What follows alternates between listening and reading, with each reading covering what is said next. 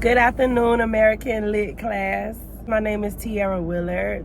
Although we all have to do this video and turn it in, I still want to thank everybody for joining me and taking time out to listen to my story and my autobiographical memoir.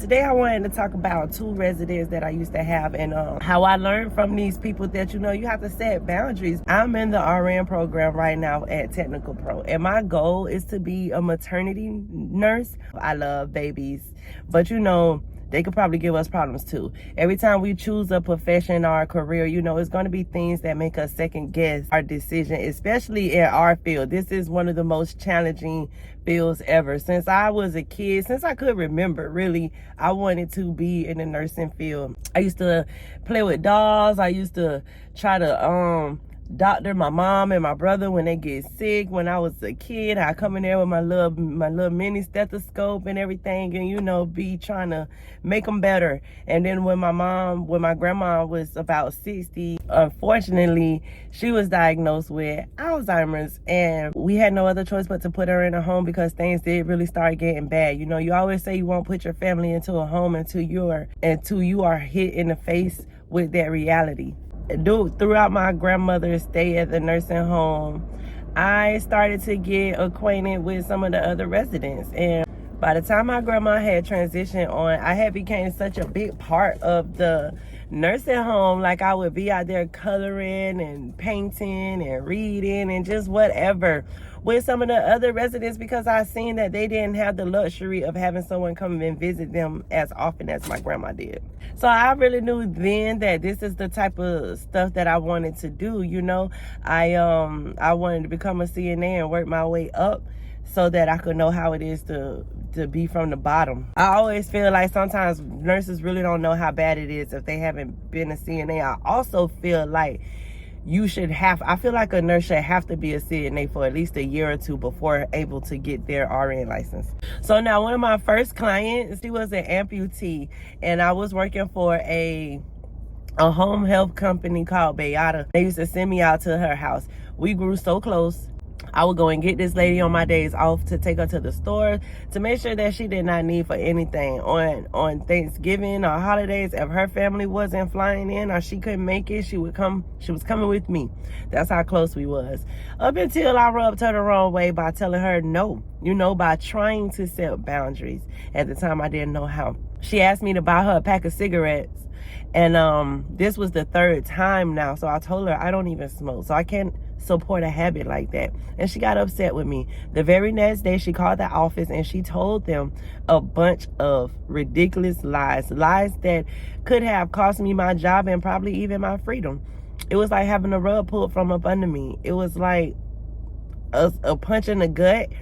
I was so hurt. Like, it still hurt to this day. It's like I could never understand why she would do that, but fast forward to another resident I had. No one used to want this lady. She was so miserable. She would put her light on about 85 times a shift, about 192 times a day. So for some reason, I was the one that could deal with her. I was the perfect person picked to please the priorities of this resident, okay? And I would go in there and I would make jokes with her and stuff. And don't think that she didn't try me too. She would try me. She would put a light on and say, hey, put my sock on. Then she'll say, turn the light off, turn my TV on, open the window, turn the air conditioner off. Well, then she would call you back in there to undo those things that you just did. So if you came in there 10 minutes ago and put the socks on, well, now she want the socks off.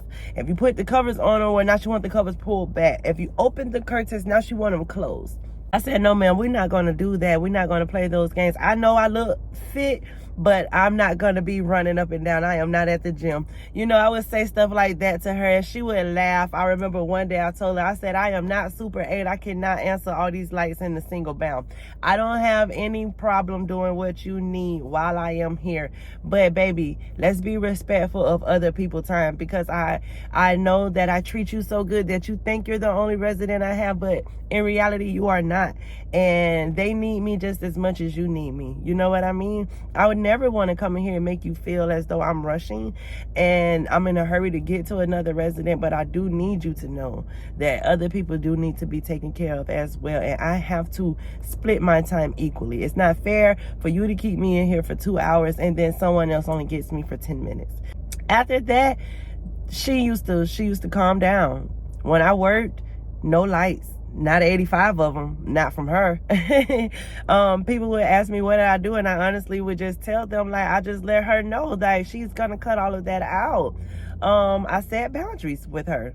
And not only did that get her to understand and be more understanding, that also made her respect me, you know.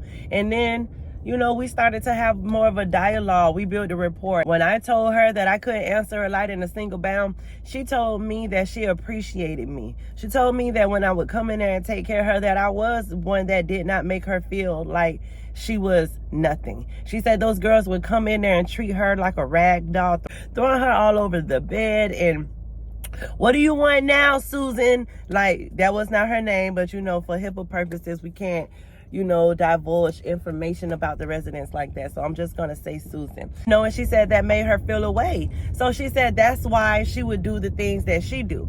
If you know, if you guys going to make me miserable, then I'm going to try to make you miserable as I can. And I mean, it definitely made me gain a new perspective on these residents, you know. And that is why I say it's best to treat them like they are a part of our families. You don't have to change who you are. Just set boundaries. Just let them know. Because if you don't, you will be walked over. You could do this profession for many, many years. And you know, it's still going to be patients that we can't please. But guess what? One monkey don't stop no show.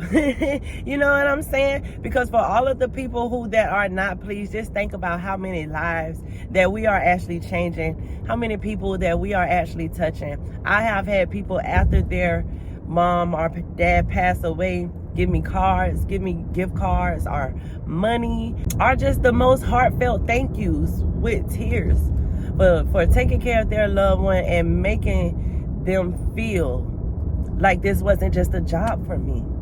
We can still do the job and have a heart. I mean, that's why we're here in the first place.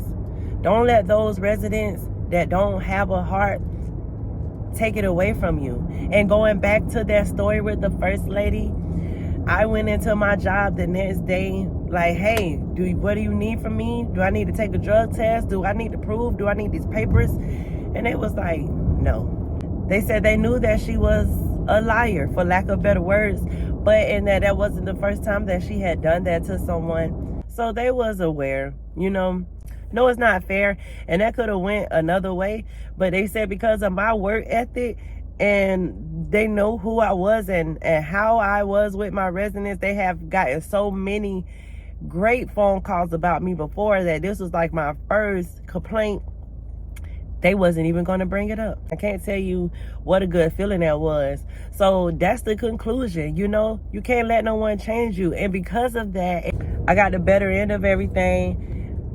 I didn't lose my job. I ended up getting better clients, and I learned a big lesson from that.